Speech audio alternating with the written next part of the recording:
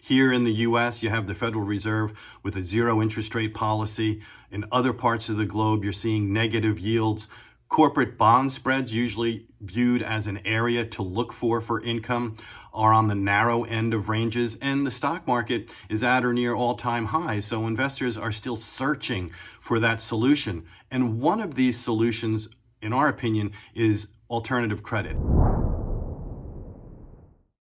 Well, it's based on debt and debt-based securities with a high risk-return profile. And typically speaking, institutional investors, ultra-high net worth investors would look at private financial instruments, but there's also publicly traded alternative credit vehicles known as PACs that consist of business development companies, real estate investment trusts known as REITs, as well as closed-end funds. And some of the examples there would be looking at public corporate debt, private sector lending, as well as commercial real estate lending. That's what makes up these PACs, these vehicles that I was just talking about.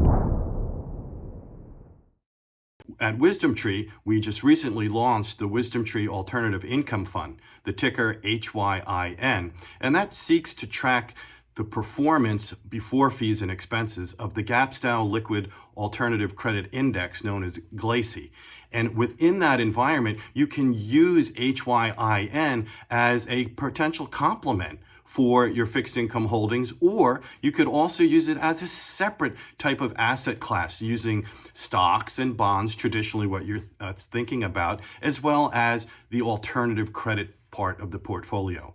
We would view this type of a vehicle more as a strategic long-term type of holding in a portfolio, and hopefully to provide the income. And what we would also note is that we've seen a modest to low correlation with the equity and the bond markets, and certainly with respect to interest rates.